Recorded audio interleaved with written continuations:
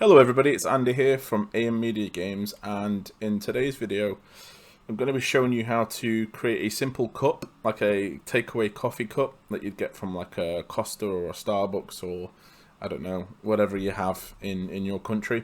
Nothing too difficult. It's mostly aimed at newcomers to the software. Newcomers to the software such as Blender and Substance Painter. So first off, to bring you some attention to the screen, I've got my screencast keys down here, which will show you the keys combinations that I press. And you can see here within this green bar, it will show you and display everything that I press, so you can easily follow along. The second thing I've done is I've increased the size of my cursor and highlighted it in blue. It's just so it's easier to see. People asking for that in the video, just to make it a little bit more adaptable to everybody's needs, I suppose. And I will be kind of backstepping a few times during the video just to kind of keep everybody at the same timeline and not going too far ahead or going too quickly. So it is based at beginners or people that are very new to the software. And every now and again I might mute the mic. It's just so I can cough without having to edit them all out. So, without further ado, let me move on and we'll get into it. So, that's just a quick brief intro, and now I'm going to get into the modeling section. So, we're going to press 1 on the numpad, as you can see here, and this will take us into a side view, and we're going to spawn in a circle and start modeling our cup shape. Before we do that, let me just show you a quick tip on how to, if we go to edit, go to preferences, and we want to look for Rigify. There's a reason why I have this enabled, and it's not just for using for armature or creating animations. It's so I can get a realistic world scale on all my objects that I create. So if I do Shift and A, and we go down to armature, and we go to Rigify Meta Rigs, and we're on human, we can see here we have a very realistic scale. So this human or person is around, let's see how tall they are, around 2 meters tall. So from floor to top of the head, they're around 2 meters tall, so over 6 feet. And this will give us a better idea of how big our model should be. So we're going to spawn in a circle. We're going to go Shift A. I'm going to get a circle, and if you go in the top down view by pressing 7, you can see this is a hell of a large cup, right? It's big. So we're going to press 1, side view, zoom in a little bit, press S to scale and drag that in, just like so. So we're going to work with kind of more real to world scales rather than too large and then have to edit it later. Okay, so we're going to press Tab to go into edit mode, and we're going to press E to extrude, and we're going to go up. We're going to lock the axis by pressing the Z key, and we're going to move that up slightly, and then from this point it's going to zoom out a little bit. We're going to press 2 on the keyboard. We're going to hold Alt and left click here to get this bottom edge loop, these bottom edges all the way around. I'm going to press S, and we're going to scale that in to get our cup shape, just like so. Now, I would say it's probably still a bit too large. Compare this to the hand size, no funny jokes. So what we're going to do is we're going to scale that in a little bit more, and then we're going to scale the top in slightly as well. So Alt and left click on that top edge. Scale it in, press G and Z, move that down slightly. I'd say that's probably more realistic to a large coffee cup.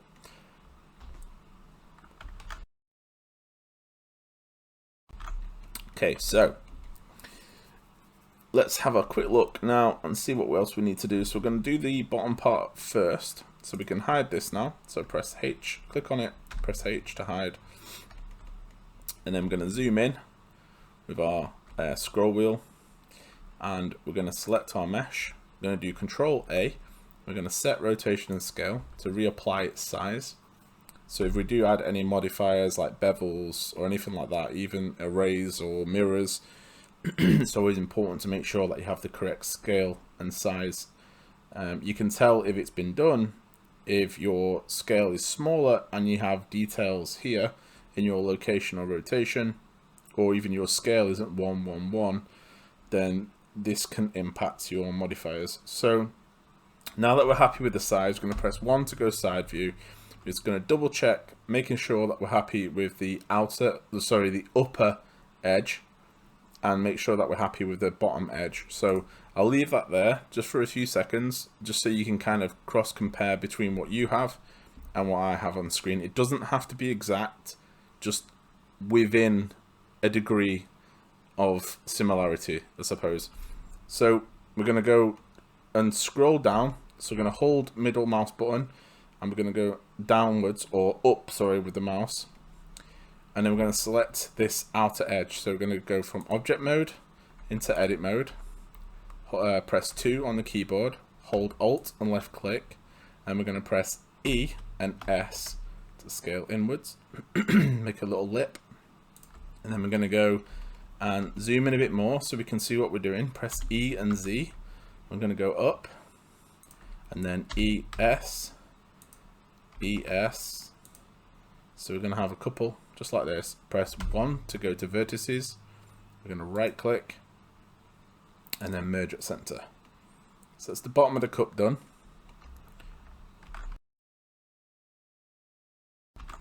Excuse me. Now that we've done the bottom of the cup, let me just have a quick drink. Now that we've done the bottom of the cup, we can do the top part of the takeaway cup, or the hot cup for your coffee. We're going to press 1, and then we're going to go and take this top edge, press 2, Alt, left click, press Shift and D to duplicate that object, move that up, press S to scale, press G and Z, move that down again slightly. We can see we're slightly over on this edge more than we are on this one, so let's delete that one. Take this edge again, make sure it's individual origins, Shift D and Z to move it up, and S to scale. There we go. And then we're going to press 1 to go to vertices, press E and Z and move this down, just like so. And then I'm going to press S to scale it out and move it out, just so it creates a little lip. Just like this. So we can have a look at this from the side view. We're going to create the lid section of our takeaway cup. So again, leave it there for a second so you can have a quick look. Make sure it's kind of similar or the same. Doesn't have to be precise. Make this unique to yourself, I suppose. Okay, and again, this is just a beginner's tutorial. This is just to help people learn Blender and how to export it into Substance Painter, where in the next video I'll be showing you exactly how to set up textures, and I'll get that uploaded as soon as possible. So we're going to go and press 2, and then we're going to hold Alt and left click, and then I'm going to press E and S. We're going to scale inwards, just like so. So a little bit of a lip there, and then I'm going to press G and Z, move that up. About, let's say there. S to scale it out slightly. Let's press 1 on the key, the numpad. Okay, that should be alright there. That looks okay. And I'm going to press E and S, E and Z, ES, E and Z. Move this up. Press 1 on the numpad. I'm going to have to edit that one out. S to scale in, G and Z to move it up. Okay, that's fine. And then E and S, move that in. E and Z to move that down. About somewhere around there. actually probably a little bit up. So G and Z, move that back up slightly, and then ES, move that in. And then what we can do is go to face and then click on grid fill. Down here we can do simple blending, which gives us a nice uniform grid with better topology overall. Okay, so now that that's done, what we're going to do now is select all of our edges and bevel uniformly. So we're going to go in and select our edges to bevel. So select your cup. You're going to get this inner edge here, press 2, hold Alt, left click, hold Shift, Alt, left click. Do the same again here, Shift, Alt, left click, move up to the top. We're going to hold Shift, Alt, and left click, left click, left click, keep holding Shift and Alt. And then we're going to do this inner one and this one. We might be able to do this one too, actually. Then we're going to hold Control and press B. Then we're going to move the mouse out slightly, scroll up once. So scroll all the way down with the mouse wheel, so you've got one face. And then go up once. Move it in a little bit. And there's our bevel. So we can now right click, shade smooth. And there we have our simple low poly cup model. Now to unwrap this, what we can do is we have to think of how a cup looks in real life to give us an idea of how to judge where to put the seams. Now, I haven't got a reference image to hand, but I think, have I got one? No, I haven't got one. But from memory, we know that most of these cups are made out of cardboard. So they'll usually have a seam where that cardboard overlaps, and it's usually glued. Where it overlaps, it's glued, it has a seam that runs down the center. So if we press 1 on the side, select our object, press tab, what we can do is we also need a loop down near the bottom. So if we do Control R to add a loop, and then double tap G, this will edge slide. If we don't double tap G and we move it, we'll end up with a twerking cup. But yeah, so we double tap G, move that down. So we're going to have this as the bottom of the cup where it's going to be a different texture. The rest of it's going to be the same. So this part here is going to be where the texture is, like the grippy part of the cup. This section here will be white, and then you've got your cup with a separate, your cup lid with a separate texture as well. Okay, so now that we've done that, we're going to press 2 to make sure that we're in edge selection. So this is 1. This is 2, and this is 3 on the keyboard, not the numpad. So it's not 1, 2, and 3 on the numpad. Let's make sure it's always 1, 2, and 3. Tab will change this from object mode to edit mode, and then 1, 2, and 3. So we're going to press 2, hold Alt and left click, and this will select the edge loop all the way through. The only change that we need to do here, let me just mute the mic 1 second. The only change that we need to do here is we're going to zoom into the bottom. We don't want the cut to go all the way through this piece. So we're going to zoom right in, and we're going to hold Shift and get rid of these 2 lines. So you shouldn't have anything going to the center. And then,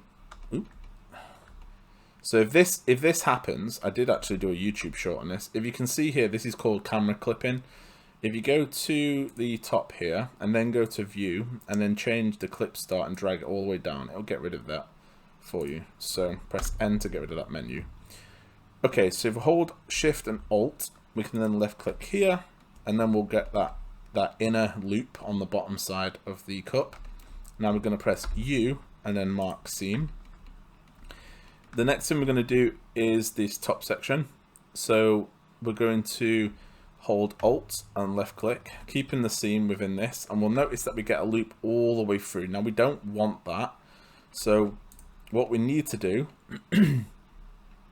is select this one, so Alt left click,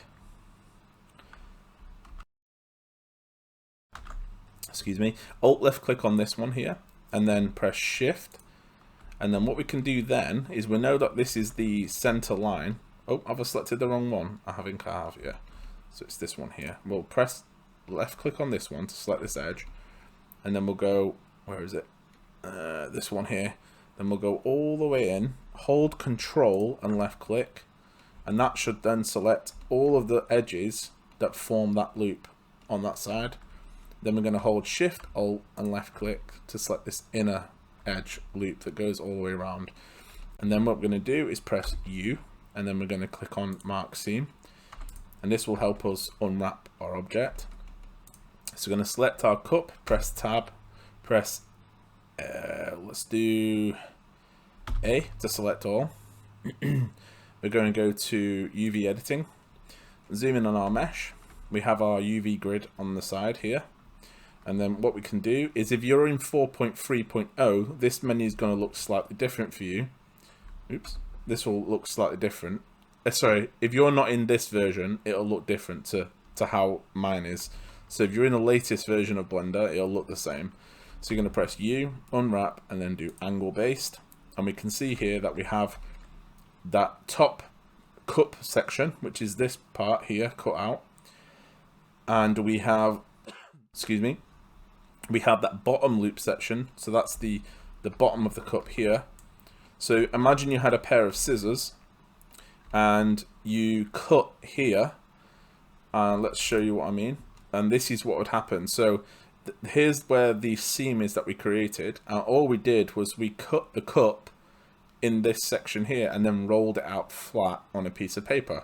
So the UV grid is kind of like a tabletop, right? So if you were looking at a table from top down or a piece of paper and you were to cut this cup across that seam, you were then to roll this out. This is how we unwrap an object. So if you ever try to, sorry for talking a lot, I'm just trying to obviously teach people, so I apologize if you're getting bored. If you ever have to unwrap an object and it's based off a real life object, not like a fictional kind of sci-fi kind of object or something that you wouldn't find in reality, the best thing to do is to have a look at the objects in your hands in the real world, and then kind of look where the natural seams are of where the object has been glued or put together. If you get really good at that, then that will give you a higher understanding of how to unwrap objects in Blender, and you'll get better UVs. To straighten this, I'll leave a link in the description on YouTube to the UV squares, which makes it easier, but just so it's more just so it's easier for people who haven't got access to this, I'll show you how to do it on here. So what we can do is we can select this one here. So you press 3 and we know that it's going to be one of these faces. We want to go to press 2 to go to edge selection, press S, Z, and sorry, not S, Z, S, Y, and 0. Select this edge, S, Y, 0. Select this edge, S, X, and 0. And then select this edge, S, X, and 0. Then if you select this face, and then select the rest of them, making sure this is the one that's highlighted, if you right click and then do follow active quads, this is how you straighten a UV. So now you've got really straight UVs for this section or side of the cup, which will help when it comes to texturing. So we can select this, move that out of the way, select this, move this out of the way. We're going to grid by shape and grid by shape. So this is doing exactly what I've just shown you on this one. This is just an automated version. Okay, so move these out of the way. Take this one, move these two together. We want to utilize as much space as we can in our UV grid. We can't overlap. If you do find yourself constantly overlapping, if you go to UV, you can constrain image to bounds. So that means you won't be able to move out of the UV grid. If that's not a problem for you, then you've got the freedom to move it where you want. Just make sure that you don't overlap any of the edges of your UV grid. Another important thing as well is make sure that you don't overlap other parts of so each one of these is an island, and this is, you don't want any other island overlapping an island because it will cause a war, and you don't want that. Right, so zoom in, bring that in, place that just like so, and then what you can do then is you can grab your top and bottom piece, and we can scale those up. Now the reason we're scaling these up, the more space that your islands take inside of the UV grid, the more texture resolution that you'll have. So if you're adding fine details, such as, for example, writing, stamps, images, the higher the texture quality here, the better it'll look in Substance Painter. So I hope this helps. I'm going to leave it here for this video, and I'll do a part 2, and I'll get that uploaded as soon as possible. I just need to get this one edited, and then I'll get it uploaded, and then I'll get that worked on and uploaded as well. So it will be pretty quick. But yeah, so this is part 1, and then I'll get part 2 worked on ASAP. But any questions, please leave them in the comments. If you want to help the channel, hit the like button, helps with the YouTube algorithm, and consider subscribing to the channel as well. It supports me for free. If you want to support me in other ways, I have PayPal set up. You can join me over on Patreon, where you can become a member on there, and I have a Discord as well for any subscribers on YouTube. Feel free to join over on the Discord, where you can ask questions, show off some of the work you're working on. If you want to kind of push a game, not personal advertising, but push a game that you've made on Steam or something like that, send it my way and I'll have a look at it and I'll help you promote it. So, but yeah, take care, and I'll see you in the next video pretty soon. Bye bye for now.